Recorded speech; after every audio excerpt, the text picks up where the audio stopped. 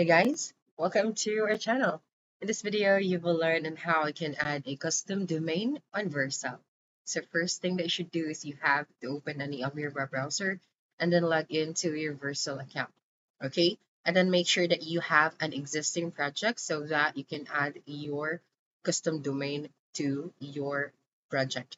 Okay, so next thing that you're going to do once you are here on your dashboard overview, just go to the um, domain section. So you have that right here. So currently this is our project. So tap on the domain. That's right. And then you have this add domain option or buy domain. So tap on the add domain.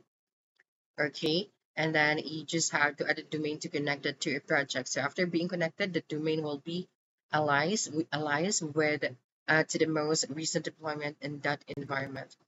Okay. So for example, trade that okay, then after that, tap on the save option.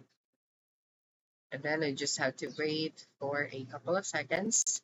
And as you can see right here, the domain has been added to your project. So you just have to make sure that the domain that you are adding is not connected to your other website.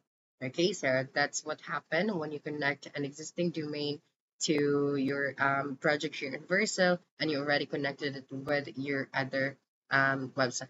Okay, so that's it for this video. If you think this video helped you solve a concern, please subscribe, like this video, and leave your comment below. Bye.